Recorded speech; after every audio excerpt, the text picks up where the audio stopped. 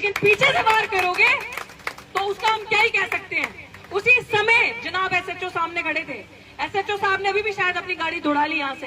SHO को call किया मैंने, एसएचओ को बताया कि जाकर देखो। मुझे नहीं पता वो कौन थे, वो किसी गाड़ी में बैठे किसी अफसर के गुंडे भी हो सकते हैं, दिल्ली विश्वविद्यालय के प्रिंसिपल के भेजे हुए गुंडे हो सकते हैं, वाइस चांसलर के भेजे हुए गुंडे हो सकते हैं, हमारी जान माल को खतरा हो सकता है। मैं 10 बार कंप्लेन कर चुकी हूँ, आईओ से कह चुकी हूँ अपने केस की, एसीपी साहिबा मेरी जान को खतरा हो सकता है। आप आके देखो, सामने से वार करेंगे तो मैं छोड़ूंगी नहीं, कोई छोड़ेगा नहीं सेल्फ डिफेंस में, लेकिन पीछे से वार करोगे तो तब क्या कहा जाएगा। मैं इसलिए बोल रही हूँ, हम तो अम्बेडकरवादी हैं, संघर्षों के आदी हैं। यहाँ बैठे हैं पीसफुल धरने से, कोई भी किसी भी जाति का, किसी भी विशेष पार्टी का हो सकता है यहाँ पे, लेकिन अगर आप इंसाफ पसंद करते हो, अगर आप इंसाफ को मानते हो, संविधान को मानते हो, कानून को मानते हो, तो इस धरने में बैठो। ये बहुजन बेटी खड़ी है सामने, आपको बता रही है अभी एक प्रिंसिपल जिसके ऊपर चार्जशीट जमा हो गई है। चार्जशीट जमा मतलब आपने गुनाह किया, दिल्ली पुलिस ने रिकॉग्नाइज किया कि हाँ, जो डॉक्टर ऋतु के खिलाफ 35 बच्चे झूठे सिग्नेचर फोर्ज करके लगाए थे, वो 35 बच्चे डॉक्टर ऋतु के पढ़ाए हुए है ही नहीं, पूरे कॉलेज में नहीं है।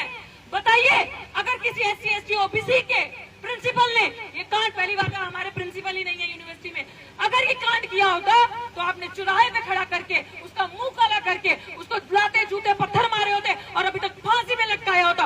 और यही वाइस चांसलर जातिवादी योगेश सिंह, आप बैठे हैं साहब, अगर आपकी यूनिवर्सिटी में गरीबों के बच्चे पढ़ने आते हैं तो आप बताओ क्यों एक क्रिमिनल को कुर्सी पे बिठा रखा है। एक क्रिमिनल को अभी भी बेगुनाह सड़क पे है और गुनाहगार क्रिमिनल कुर्सी पे है। ये दो कानून किस तरीके के, कैसी पालना, किस तरीके के दो कानून है ये। जातिवादी क्यों? हम यहाँ पे आजादी के नारे लगाते हैं, हाँ लगाते हैं। किस चीज से आजादी? मनुवाद से, पितृसत्ता से, जातिवाद से। हमें आजादी चाहिए, विश्वविद्यालय में पढ़ने का अधिकार चाहिए, हक चाहिए हमें। किससे मांगेंगे हक अधिकार? कहाँ जाएंगे हम जैसे गरीब बच्चे? इंस्टीट्यूशनल मर्डर करते हैं आप हमारा इतना प्रताड़ित करके, बहुजन बच्चा अधिकार कहाँ मांगेगा? वाइस चांसलर साहब, आपने दिल्ली यूनिवर्सिटी के प्रोफेसर रतन लाल को प्रमोशन नहीं दिया। रतन लाल पे FIR हुई।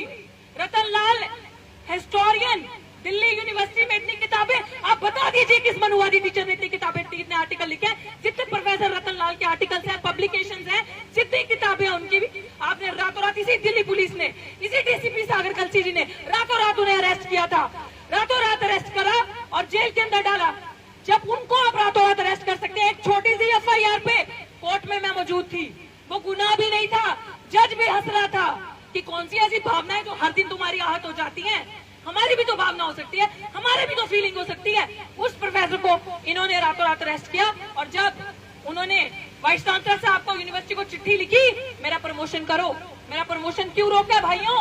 मैं पूरी जो एलिजिबिलिटी है एसोसिएट प्रोफेसर से प्रोफेसर बनने के लिए मैं सारी फुलफिल करता हूँ, उससे ज्यादा ही है मेरे पास। आपके लोग कुंजी लिख के आते हैं, लेकिन मैं, मेरी किताबें, पब्लिकेशंस, जर्नल्स देखो मेरे, तो आगे से यूनिवर्सिटी का रिप्लाई आता है कि हाँ जी, आपको प्रमोशन इसलिए नहीं दिया जा रहा क्योंकि आपके ऊपर FIR है, आपके ऊपर FIR है, आपका केस पेंडिंग है। क्यों? क्योंकि वो दलित प्रोफेसर थे। वहीं पे ये डॉक्टर सविता रॉय, ये भी तो प्रोफेसर है। ये क्रिमिनल को देख लो, ये जातिवादी गुंडे को देख लो, ये भी तो प्रोफेसर है। इस प्रोफेसर पे FIR होती है। वाइस चांसलर साहब जातिवादी, इतने जातिवादियों की आंखें बंद रखी हैं, इस प्रिंसिपल को सस्पेंड नहीं किया। इस प्रिंसिपल को दिल्ली DU प्रशासन, पुलिस प्रशासन सब मिला हुआ है। क्यों आपने इस जातिवादी प्रिंसिपल को अभी तक अरेस्ट नहीं किया? जो धाराएं, जिन धाराओं पे दिल्ली पुलिस ने FIR दर्ज करी है, इन पे वो धाराएं नॉन अवेलेबल है। उन धाराओं पे चार्जशीट जिसमें आपने दर्ज करी है, वो चार्जशीट की धाराएं, किसी में 2 साल की सजा है, किसी में 7 साल की सजा है, वो नॉन अवेलेबल धाराएं हैं। कैसा दलित कहाँ जाएगा? इंसाफ किससे मांगेगा?